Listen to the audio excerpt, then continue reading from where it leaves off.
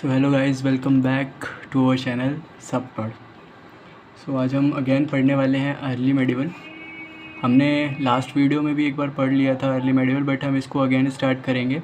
Early medieval का जो time line है हम देख पा रहे हैं 712 से 1200 तक रहता है। इस टाइम लाइन में ना होता क्या है कि अटैकर्स आते हैं, मुस्लिम अटैकर्स होते हैं, इन्वेजन्स होते हैं, ठीक है। तो इस इन्वेजन के कारण कुछ कंसिक्वेंसेस निकलते हैं और उस कंसिक्वेंसेस के आधार पर बनता है हमारा मेडिवल हिस्ट्री, एक इतिहास बनता है। और उस इतिहास में होता क्या है कि लाइक दिल्ली साम्राज्य, मुगलिया साम्राज्य, ये सारे साम्राज्य उस इतिहास के अंदर आते हैं। तो उसे समझने से पहले हमें ये समझना होगा कि उन अटैकर्स ने उस साम्राज्य की नींव कैसे रखी, उस साम्राज्य को की फाउंडेशन कैसे रखी। समझ पा रहे हैं ना आप मैं क्या कहना चाहता हूँ। तो इस टाइमलाइन में 712 से 1200 एडी तक की टाइमलाइन में 3 अटैकर्स आए, मोहम्मद बिन कासिम, महमूद गजनवी और मोहम्मद गौरी, ठीक है। आप देख पा रहे हैं इनके number of attacks 1, Mohammed bin Qasim 1 attack हुआ, महमूद गजनवी 17 अटैक और मोहम्मद गौरी 5 अटैक। और यहाँ से क्वेश्चन बनता है, सीधा क्वेश्चन एकदम सटीक। आप देख पा रहे हैं पीडीएफ, अगर आपको ये लिटरली याद होगी ना तो आप आंसर दे सकते हैं। मोहम्मद बिन कासिम ने पहला अटैक किया 712 में, वो चीज़ वो हम आगे देखेंगे। लेकिन अगर जो क्वेश्चन की बात की जाए तो ऐसा कौन सा मुस्लिम इन्वेडर है जिसने सबसे ज़्यादा बार अटैक किया, देख के बता सकते हो आप लोग। महमूद गजनवी, ये बीच वाला मिडिल वन। फिर दूसरे नंबर पे मोहम्मद गौरी 5 बार आक्रमण किया, ठीक है। और सबसे कम बार आक्रमण मोहम्मद बिन कासिम ने किया 1 बार, ठीक है। अब ठीक है, ये अटैक होते कैसे, कहाँ से होते हैं, क्यों होते हैं, चलो सबके बारे में जानते हैं। पहले क्यों होते हैं, अटैक होते क्यों हैं। Because of plenty of golds and silvers in our country, क्योंकि हमारा जो देश है काफ़ी समृद्ध था, काफ़ी प्रॉस्परस था, ठीक है। तो उस वजह से ये लोग अट्रैक्ट हुए थे। अब देखो यार, सीधी सी बात है, एक मानव प्रवृत्ति होती है, जिसके पास ज़्यादा पैसा होता है और हम उससे डील बनाने की कोशिश करते हैं, उससे बोलते हैं यार चलो यार इससे थोड़ा सा बनाते, क्या संबंध बनाते हैं, वो वाला संबंध नहीं, संबंध बनाते हैं, ठीक है। तो वही चीज़ ये लोगों ने भी किया कि अरब ने आया, सोचा कि लूटते भाई। आप संबंध बनाने की कोशिश की, संबंध कोई बनाने के लिए तैयार नहीं था हमारा इंडिया का राजा, तो इन्होंने सोचा कि इन्वेजन करो, ठीक है। तो ये इन्वेजन करते हैं। सबसे पहला इन्वेजन होता है अरब की तरफ से, वही मोहम्मद बिन कासिम है ना, दिख रहा है ये मोहम्मद बिन कासिम, ये अरब से आया हुआ था, ठीक है। तो हम इस अटैक को, इस इन्वेजन को हम 2 तरह से क्लासीफाई कर सकते हैं, एक अरब आक्रमण और एक तुर्क आक्रमण। यहाँ से आप देख पा रहे हैं अरब आक्रमण में सिर्फ ये अरब से आया था, ठीक है। अरब, अब देखो अरब कौन सा रीजन है, जो आज का सऊदी अरेबिया, ईरान, इराक और यूएई, जहाँ बुर्ज खलीफा है ना, सबसे टॉलेस्ट बिल्डिंग, तो वो सब इन अरब कंट्री के अंदर आते थे, ठीक है। तो ये अरब से आया था मोहम्मद बिन कासिम, और ये तुर्क से जो आए थे ये दो महाशय आए थे, महमूद गजनवी और मोहम्मद गौरी, ठीक है। ये 2 महाशय कहाँ से आए थे, तुर्क से आए थे। अब तुर्क वाला कौन सा रीजन है पता है, तुर्कमेनिस्तान, उज़्बेकिस्तान और किर्गिस्तान, ये वाला रीजन है तुर्क। याद रखिएगा, पूछ लेता है कि तुर्क का मतलब क्या है। जो तुर्क से इन्वेजन हुआ था वो तुर्क मतलब कौन सी कंट्री है, घुमाने के लिए तुर्की भी दे देगा तो आप लोग घूम जाएंगे, ठीक है। तो तुर्की आप क्लिक कर देंगे, बट नहीं, तुर्की पे नहीं करना है। तुर्कमेनिस्तान, उज़्बेकिस्तान, किर्गिस्तान, ये वाला रीजन है, ठीक है ना, याद रखिएगा। ये जो पाकिस्तान के बिहाइंड है, बेसिकली पाकिस्तान और अफ़गानिस्तान के पीछे है, ठीक है। तो अब देखो इनका जो ऑब्जेक्टिव था, इनका जो मेन पर्सपेक्टिव था लूटने का भारत को। अरब का क्या पर्सपेक्टिव था कि अरब इन्वेजन में भारत को बहुत लूटा गया, धन लूटने के पर्सपेक्टिव से आए थे ये लोग। कौन, ये अरब वाले। इन्होंने धन लूटा, इवन अपने जो इस्लामिक धर्म है, इस्लामिक कल्चर को इसने प्रमोट किया। अरब आक्रमण जो हुए, आपको पता है अरब आक्रमण, ये मैंने बता दिया, मोहम्मद बिन कासिम के द्वारा हुए थे। 1 आक्रमण अरब से हुआ था बस, ठीक है। तो होता क्या है कि ये लोग अपना प्रचार प्रसार करते हैं प्लस धन लूटते हैं, ठीक है। बट यहाँ पे जो तुर्क लोग हैं ना, ये लोग ये डायरेक्ट बिल्कुल ख़ानदान ही एकदम बो देते हैं भाई, एकदम ख़ानदान का नींव रख देते हैं। ये लोग ख़ानदान बो देते हैं भाई, एकदम अब ख़ानदान कौन बोलता है ये देखना, ठीक है। गजनबी है और मोहम्मद गोरी, इन दोनों में से कौन ख़ानदान बोलता है भाई? ये लास्ट वाले ही ख़ानदान बोएगा ना, लास्ट वाला।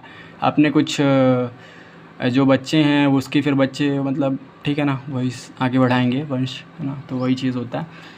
गजनबी और गोरी कहाँ से आते हैं? तुर्क से आते हैं, ठीक है।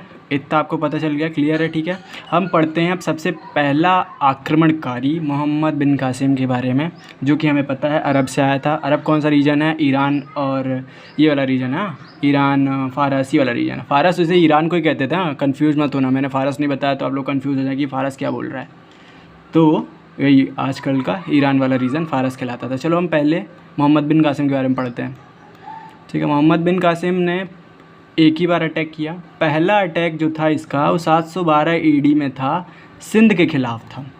किसके ख़िलाफ़ था? सिंध के ख़िलाफ़। सिंध का राजा दाहिर सेन था। और जब इसने अटैक किया ना, तो उस टाइम जो इसके रीजन, मतलब इसके ईरान में कौन था खलीफा? देखो यार, मुस्लिम कंट्री में क्या होता है, खलीफा होते हैं। एक जो हेड होता है ना, जैसे आज का प्राइम मिनिस्टर होता है, मिनिस्टर्स होते हैं, तो वहाँ उस टाइम मिनिस्टर के नाम पे खलीफा होते थे। तो उस टाइम का जो खलीफा है वो अल हज्जाज हुआ करता था। ये क्वेश्चन आ सकता है। ड्यूरिंग मोहम्मद बिन कासिम अटैक, है ना, उस टाइम जब अटैक किया उसने, उसके दौरान कौन था खलीफा? कहाँ का? ईरान का। तो अल हज्जाज था, ठीक है। और जहाँ पे उसने आक्रमण किया, मतलब सिंध में आक्रमण किया, वहाँ का राजा कौन था? दाहिर सेन था। ईजी बीजी, ठीक है। ये ईरान से आया था, हमें पता है, हमने ऊपर भी डिस्कस कर लिया। ईरान को क्या कहा जाता था? फ़ारस कहा जाता था, ठीक है। और इसके बारे में हमें जानकारी कहाँ मिलती है भाई? ऑब्वियसली जानकारी तो मिलेगी ना, मतलब कैसे जानकारी मिलेगी? कहाँ कोई सोर्स होगा जानकारी का, वहाँ से मिलेगी हमें जानकारी। तो जानकारी जो सोर्स है वो चचनामा बुक से मिलती है। चचनामा किताब से हमें मोहम्मद बिन कासिम के इन्वेजन के बारे में पता चलता है, पता लगा, ठीक है। अब ये पूछ लेगा कि चचनामा ठीक है, किताब है तो कोई राइटर भी होगा, ऑब्वियसली, ठीक है। एक कॉज है तो उसका इफ़ेक्ट होगा, ठीक है। तो यही चीज़ है। तो चशनामा का जो राइटर था वो अली कोफ़ी था। ये अली कोफ़ी लिखा हुआ है, का और ये फ़ा, ठीक है, अली कोफ़ी, ये राइटर था कौन था? चशनामा का। अब भाई ये पहला इन्वेडर है, सॉरी इन्वेजन बोल रहा हूँ, थोड़ा ज़बान फिसल जाता है, आप लोग समझ पा रहे होंगे, ठीक है। Okay, let's come to the point. हम क्या कह रहे थे? जो पहला मुस्लिम इन्वेडर है who impose the jizya tax, very important, very very important. पूरे मुग़ल क्या बोल रहा हूँ यार मैं भी, मोहम्मद बिन कासिम में यही इंपॉर्टेंट है भाई, जजिया टैक्स सबसे इंपॉर्टेंट चीज़ है ये। पहला मुस्लिम इन्वेडर था जिसने जजिया टैक्स इम्पोज किया। अब देखो यार, जजिया टैक्स होता है क्या, मैं बता दूँ। ये लगता था नॉन मुस्लिम लोगों पर, नॉन मुस्लिम पीपल्स पर। अब ये जजिया टैक्स नॉन मुस्लिम पीपल पर लग गया, ठीक है। अब किस लिए लगता था भाई? कोई रीज़न तो होगा ना किस लिए लगाते थे। तो ये था कि आप हमें टैक्स दो, हम आपको प्रोटेक्शन प्रोवाइड करेंगे, ठीक है। प्रोटेक्टिव वाला टैक्स था, इसे हम जजिया टैक्स कहते थे। ये पता किसके ऊपर लगता था? नॉन मुस्लिम के ऊपर तो लगता था, लेकिन उसमें भी सेलेक्टिव लोगों पर लगता था। ध्यान रखिएगा, किस पे? नॉन मुस्लिम पे लगा। और इसको मतलब इसमें क्या था कि जो लेडीज़ होती हैं, वुमेंस होती हैं, उनको छोड़कर, छोटे बच्चों को छोड़कर और ब्राह्मण्स को छोड़कर, इन तीनों को छोड़कर बाकी सबको टैक्स देना होगा, ठीक है। ये था जजिया टैक्स। आगे बताऊंगा मैं ये, फिर पता है ये मतलब आगे जो अभी आएगा सल्तनत आएंगे, उसमें फिर जजिया टैक्स को मॉडिफाई किया जाता है। किसके द्वारा किया जाएगा वो हम आगे पढ़ेंगे, बट अभी आप इतना ध्यान रखें कि जजिया टैक्स किसने इम्पोज कराया? मोहम्मद बिन कासिम ने, ठीक है। और इसने पता है थोड़ा सा और भी कुछ काम किए, ऊपर देख लेते हैं। ये देखो, चरक संहिता आपको दिख रहा है, चरक संहिता, ये चीज़ चरक संहिता और पंचतंत्र जो विष्णु शर्मा के द्वारा लिखी गई है, इन दोनों का पर्शियन लैंग्वेज में इसने ट्रांसलेट करवाया था। पर्शियन इनकी काफ़ी मातृभाषा होती है, जैसे अपने इंडिया की मातृभाषा, मतलब इंडिया की नहीं कह सकते हैं, वो अपनी जो मातृभाषा है हिंदी, तो उसकी जो मातृभाषा थी वो पर्शियन थी, पर्शियन लैंग्वेज। इसने पर्शियन लैंग्वेज में ट्रांसलेट करवाया, एटलास इंट्रोड्यूस करवाया। एटलास मतलब समझ पा रहे हैं आप? जियोग्राफी पढ़ते हैं, पढ़ते ही होंगे ऑब्वियसली। जियोग्राफी में जो मैप होता है उसे हम एटलास कहते हैं। एटलास मैप को इंट्रोड्यूस किसने करवाया? मोहम्मद बिन कासिम में। कह सकते हैं कि जियोग्राफी में इसका भी योगदान था। गोल्ड कॉइन इसने इंट्रोड्यूस करवाया, दिरहम, या आज करेंसी के नाम से जानी जाती है। कहाँ की करेंसी है दिरहम? आप मुझे कमेंट करके बताएं अगर आपको पता है तो। बाकी मैं आपको नेक्स्ट वीडियो में दिरहम के बारे में बताऊँगा। कॉइन था, कहाँ का था, कॉइन है बेसिकली, नॉट था, ठीक है, बट गोल्ड कॉइन इसने इंट्रोड्यूस कराया था, ठीक है। इतने पॉइंट्स क्लियर हैं। एक बार जल्दी से रिकैप कर लेते हैं। मोहम्मद बिन कासिम जिसने एक बार अटैक किया, पहला अटैक कहाँ किया, सिंध में किया। उस टाइम सिंध का रूलर कौन था, दाहिर सेन था।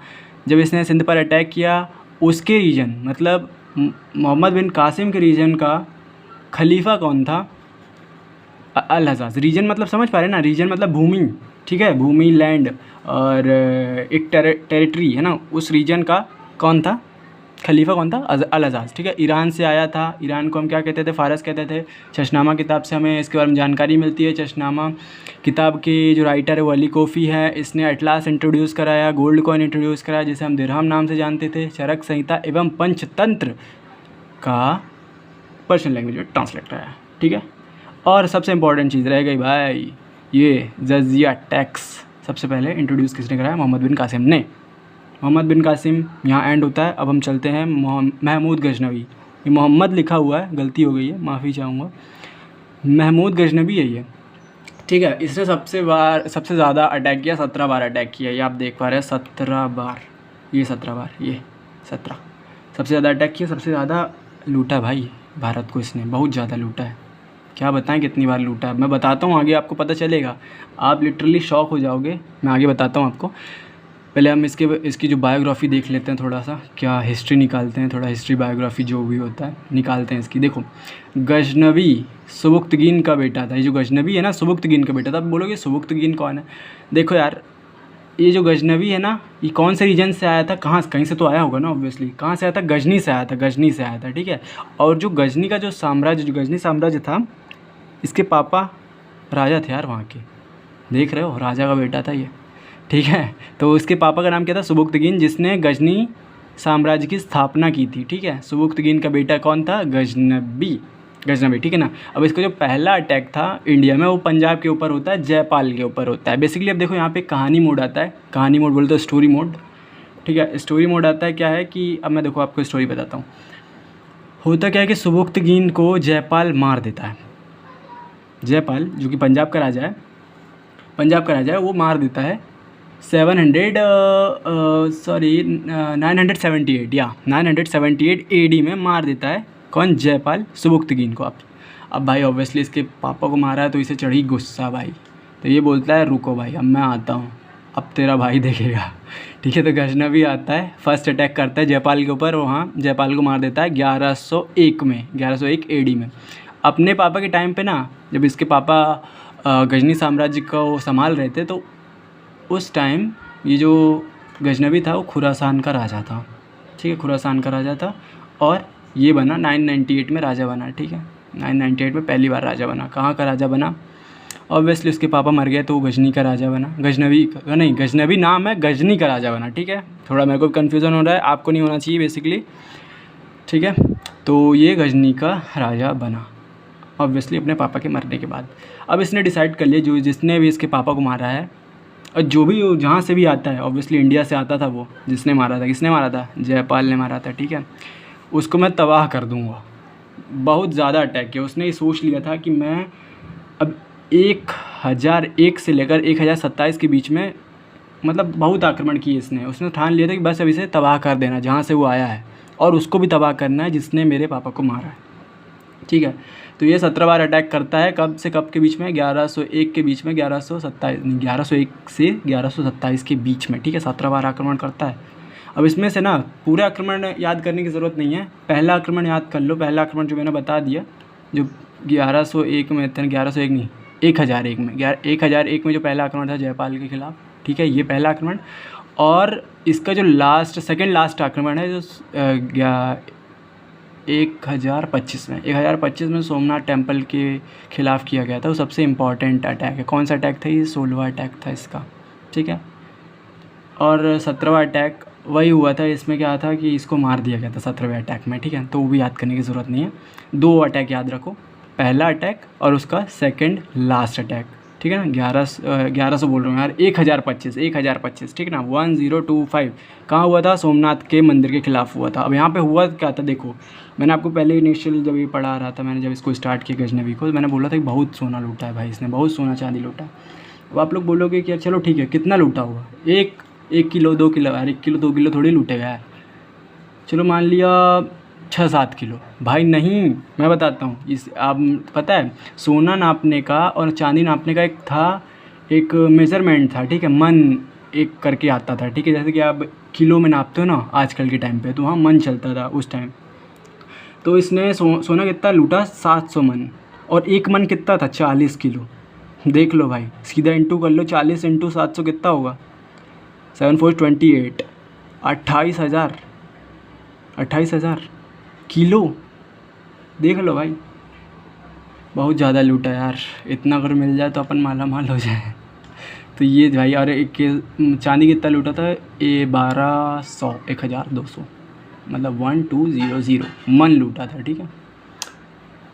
अब हो गया ना, इसके टाइम पे जब ये आया, तो इसके टाइम पे कुछ फेमस हिस्टोरियन कह सकते हैं हम, पोइट्स थे इसके टाइम पे, याद रखने की ज़रूरत है। अलबरूनी, फ़ारूकी, उतबी, UTBI, उतबी, ठीक है, और सिस्तनी और फिरदौसी, 1 2 3 4 5, ये 5 फेमस हिस्टोरियन थे इसके टाइम पे। किसके टाइम पे, गजनवी के टाइम पे। तो अलबरूनी ने कौन सी किताब लिखी थी, किताबुल हिंद, जिसमें गजनवी के बारे में लिखा हुआ था। किसने लिखा था, अलबरूनी ने। कौन सी किताब लिखी थी, किताबुल हिंद। और हमारा फिरदौसी ने क्या लिखी थी, शाहनामा, ठीक है, फिरदौसी शाहनामा लिखी थी। और इसमें 17वां अटैक जिसमें मारा गया था ना, वो कौन, गजनवी मारा गया था ना, उसके बारे में वर्णन किया था, वर्णन बोले तो एक्सप्लेन किया था, डिस्क्राइब किया था, ठीक है। अभी फ़ारूकी, सिस्तनी और उतबी के बारे में उतना करने की ज़रूरत नहीं है, बट मेनली जो आता है वो मैंने आपके लिए लिख दिया है, शाहनामा आता है।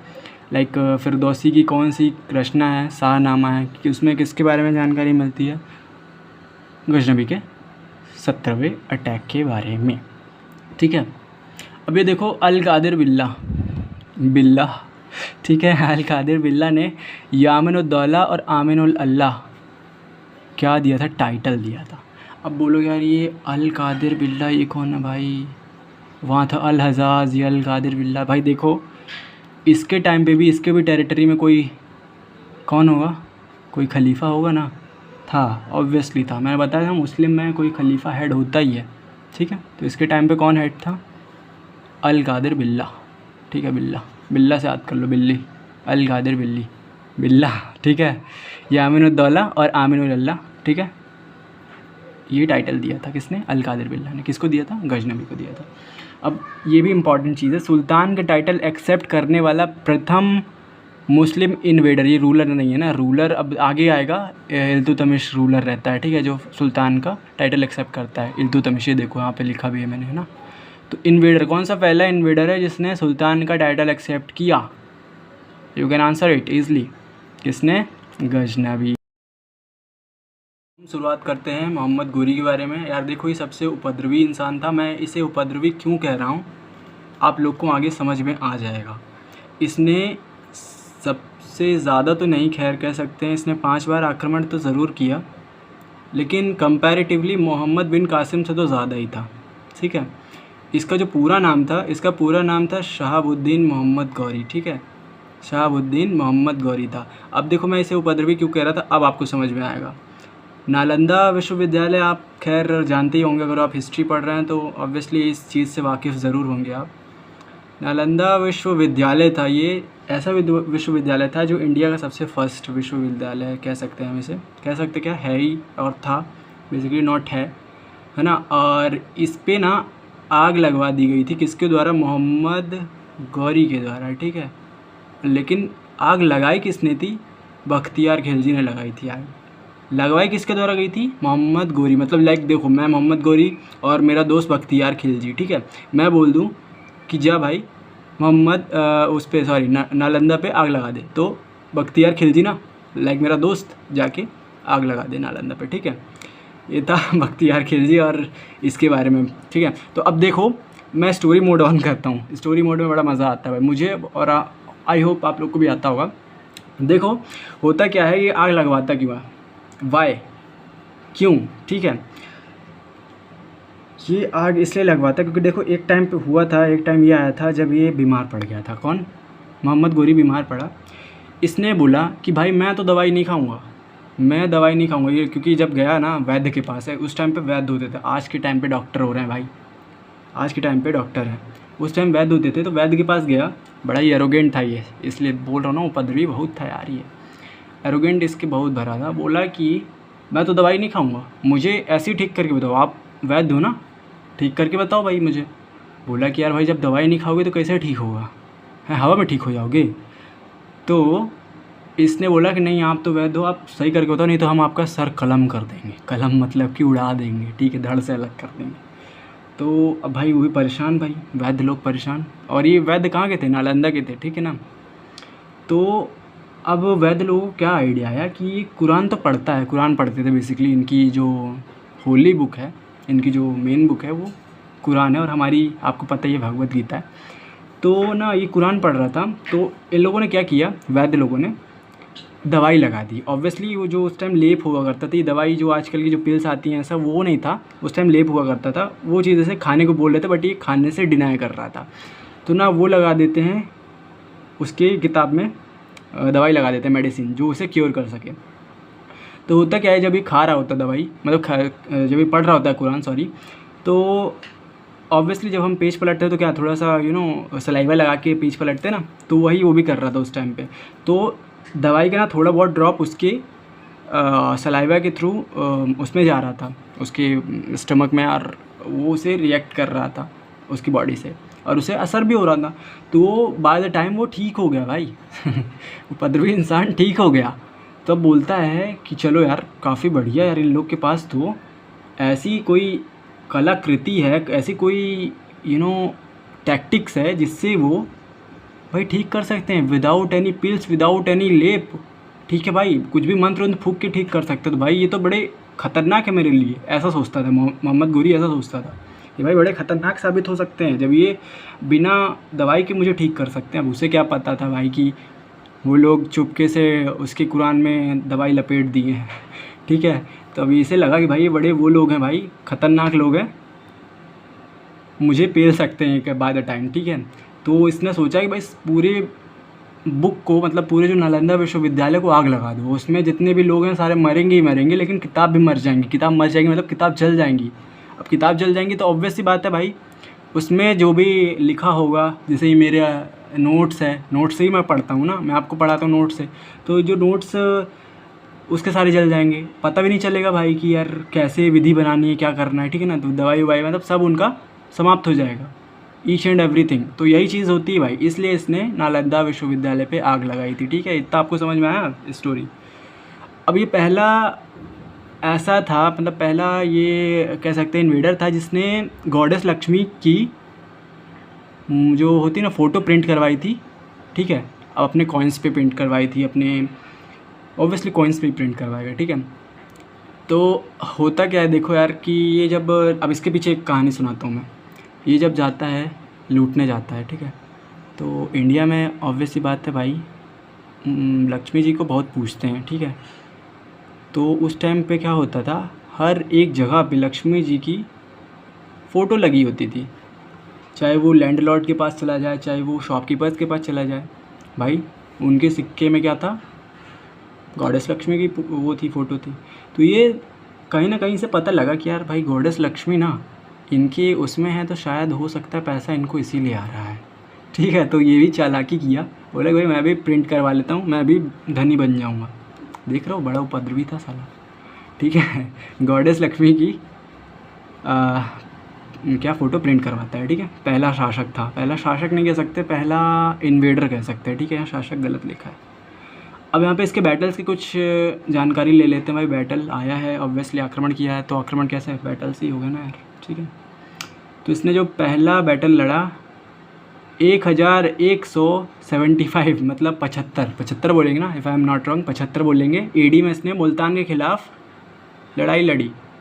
और उस टाइम मुल्तान के राजा थे राजा मूलचंद्र, और ये इसमें इसकी विजयी हुई, ठीक है, विन। सेकंड ये आक्रमण करता है 1178, बोले तो 75, 76, 77, 78, ठीक है 78 एडी में माउंट आबू के खिलाफ बोले तो माउंट आबू रीजन में ये लड़ाई लड़ता है। वहाँ के जो राजा थे भीमदेव सेकंड थे, उसमें ये हार जाता है। और ये यहाँ पे ये देखो थर्ड और ये फोर्थ और ये फिफ्थ, जो इसकी जो ये बैटल्स है ना, ये याद रख लो आप। ये तो खैर बस मैं आपको एक है ना जनरल आइडिया देने के लिए आपको बता रहा हूँ, ये आपके लिए इंपॉर्टेंट। कौन सी? Third, fourth, fifth. अभी थर्ड कौन सी होती है लड़ाई? ये बैटल ऑफ तराइन के नाम से जानी जाती है। आपने हिस्ट्री के स्टूडेंट से ऑब्वियसली सुना होगा, battle of Tarain, battle of Chandawar, battle of भाई बहुत सारी बैटल है, क्या क्या नाम लूँ अब, ठीक है ना। तो ठीक है, तो बैटल ऑफ तराइन फर्स्ट ना किसके खिलाफ होती है? पृथ्वीराज चौहान के खिलाफ। ये कब होती है? इसकी थर्ड बैटल होती है बेसिकली, लेकिन ये कब होती है? 1191 में होती है, 1191 एडी में होती है, पृथ्वीराज चौहान के खिलाफ होती है। और इसकी जो इसमें क्या होता है, इसमें ये हार जाता है। अब मैं कैसे हारता है भाई, मैं बताता हूँ आपको ये कैसे हारता है। देखो पृथ्वीराज चौहान काफ़ी जाने माने इंडिया के क्या थे? शासक थे, ठीक है, काफ़ी पराक्रमी थे भाई, काफ़ी इफ़ेक्टिव कह सकते हैं राजा थे, रूलर थे। देखो अब मैं आपको जनरल आइडिया बताता हूँ, आपको आइडिया लग जाएगा कितने ख़तरनाक थे ये। मतलब इनका जो तलवार था, इनका जो गदा होता जो भी होता था भाई, इतना भारी होता था कि आज हम उठा ना पाएँ, और वो ऐसे उठा के चल देते। तो भाई अब और मारे ना किसी को, 20 से अलग हो जाता था भाई वो इंसान या फिर वो जानवर या फिर जो जिस पे भी अटैक करते, तो 20 से अलग हो जाता था, बिल्कुल सिमेट्रिकली अलग, एक पार इधर एक पार उधर, ठीक है। तो बड़े ख़तरनाक राजा थे। और ऑब्वियसली इस टाइम ना इनका उद्गम चला था, उद्गम बोले तो राइज चल रहा था, और राइज में ऑब्वियसली होता है इनका प्रॉफिट हुआ, तो इन्होंने डिफीट कर दिया। अब ये सेकंड जब बैटल होता है तो इसमें ये हार जाते हैं। कौन हार जाते हैं? पृथ्वीराज चौहान। और वहीं दूसरी तरफ इसकी विजय होती है, किसकी? मोहम्मद गौरी की। अब कैसे विजय होती है मैं बताता हूँ, इसमें भी एक स्टोरी मोड है, अगेन मैं समझाना चाहूँगा। पृथ्वीराज चौहान जहाँ के थे बेसिकली मेवाड़ और उस टाइम के जो राजस्थान है ना, वहाँ का इनका रीजन था, उस पर ये ऑक्यूपाई कर रहे थे। उसके बगल में कौन था? जयचंद था, जयचंद। अब जयचंद राजा था, हमारे इंडिया का ही राजा था। अब उसने क्या किया, बेसिकली जो पृथ्वीराज चौहान है ना, उनकी नज़र वो इसकी बेटी पे थी, जयचंद की बेटी पे, काफ़ी अच्छी थी, ठीक है। ऑब्वियसली इसलिए उनकी नज़र गई और बोले कि यार हम इससे शादी करना चाहते हैं। तो जयचंद डायरेक्ट बोलता है नहीं, मेरे जीते जी तो तू शादी नहीं कर सकता। और उसकी बेटी का नाम था संयोगिता, ठीक है। तो पृथ्वीराज चौहान यार अब बोलते हैं यार शादी कैसे की जाए, उन्हें वो भगा लाते हैं भाई, लड़की को ही भगा लाते हैं संयोगिता को। तो जयचंद हो जाता है गुस्सा, किससे हो जाता है? ऑब्वियसली पृथ्वीराज चौहान से गुस्सा हो गया। तो अब ये सोचता है कि भाई अब मैं सिखाऊंगा सबक किसको? पृथ्वीराज चौहान को। तो ये जाके मिल जाता है किसके साथ? मोहम्मद गौरी के साथ। मोहम्मद गौरी के साथ कौन मिल जाता है? जयचंद, ठीक है। जयचंद मिल जाता है मोहम्मद गौरी के साथ और हरा देता है बैटल ऑफ तराइन सेकेंड। किसको हरा देता है? ऑब्वियसली पृथ्वीराज चौहान को हरा देता है। तो और इसका रिवर्स देखें तो किसकी विजय होती है? मोहम्मद गौरी की विजय होती है, सेकेंड बैटल ऑफ तराइन। अब भाई ये निकलता है उपद्रवी, ये बोलता है कि भाई जब तू अपने देश के राजा का नहीं हो सका तो मेरा क्या होगा, जा तू भी जा, ठीक है। कन्नौज का राजा होता है जयचंद, इसे भी मार देता है, ठीक है। बैटल ऑफ चंदावर के नाम से जाना जाता है, जब किसके और किसके बीच होती है? गौरी और जयचंद के बीच में जो लड़ाई होती है ना, 1194 एडी में जो होती लड़ाई, उसमें जयचंद को मार देता है। अब देखो मैं लड़ाई एकदम समरअप कर देता हूँ। कहानी वहानी मोड देख लिया आप लोगों ने, रीजन समझ लिया। मैं कहानी इसको क्या बोलते हैं, अटैक या फिर हम बैटल को समरी करते हैं। इसका जो पहला बैटल होता है 1175 में होता है, मुल्तान के खिलाफ होता है, राजा मूलचंद के खिलाफ होता है, ठीक है। वहाँ के राजा होते हैं, विन होती है। सेकेंड बैटल माउंट आबू, और कौन थे राजा? कौन थे? भीमदेव सेकंड थे, जिसमें इसकी पराजय होती है। अब यहाँ से सुनना, बैटल ऑफ तराइन कब होता है? 1191 एडी में होता है, और इसमें मोहम्मद गौरी की हार होती है। क्यों हार होती है मैंने बता ही दिया, ठीक है। क्योंकि ये इंडिविजुअल लड़ते हैं और इनके साथ कोई इनका दुश्मन नहीं होता है। दुश्मन मतलब बोले तो दुश्मन तो होता है, ये सामने अपोनेंट तो होता है, बट इनका जो घर का भेदी लंका ढाई ऐसा कुछ नाम सुना ना, वो चीज़ नहीं होता है, घर का नहीं था, ठीक है। और यहाँ पे घर का मिल जाता है, कौन घर का ही, जयचंद। बोलते हैं ना यार कि तू जयचंद है, मतलब बोले तो तू मिल जाता है हर किसी से, लाइक इससे भी मिल लेगा, उससे मिल लेगा, और मतलब फूट डाल देगा, फूट डाल देगा, मतलब कि लाइक लड़ाई करवा देगा, ठीक है। तो सेकंड बैटल ऑफ तराइन कब होता है? 1192, मतलब 1192 AD में सेकंड बैटल ऑफ तराइन के नाम से जानी जाती है, जिसमें किसकी विजय होती है? मोहम्मद गोरी की विजय होती है। 1194 में 5th अटैक करता है ये, और किसके खिलाफ करता है? जयचंद के खिलाफ, और जयचंद को मार देता है, और उस बैटल को बैटल ऑफ चंदावर के नाम से जाना जाता है। तो आई होप गाइस आप लोग को समझ में आया होगा, ये पूरे इन्वेजन थे। अब इससे ना मैं आपको आगे बताऊंगा कि कैसे नींव रखी जाती है स्लेव डायनेस्टी की, या फिर हम कह सकते हैं ममलूक डायनेस्टी की, और भी नाम है, मैं आपको आगे स्लेव डायनेस्टी जब पढ़ाऊँगा तब समझाऊँगा। सो आई होप आप लोग को वीडियो अच्छी लगी होगी। हमारा इन्वेजन आज ख़त्म होता है, और नेक्स्ट वीडियो में हमारी जो साम्राज्य जो आते हैं, जैसे कि हमारा मुगलिया साम्राज्य और ये सब जो साम्राज्य आएंगे, उनकी वीडियो स्टार्ट हम करेंगे। ये ठीक है, ये ओवरव्यू था, इसे आप बस ओवरव्यू लें और थोड़ा सा जो फैक्ट है उन्हें याद रखें, और बस ठीक है। यही आपके एग्ज़ाम में बहुत इंपॉर्टेंट है और आएगा। So thank you so much guys.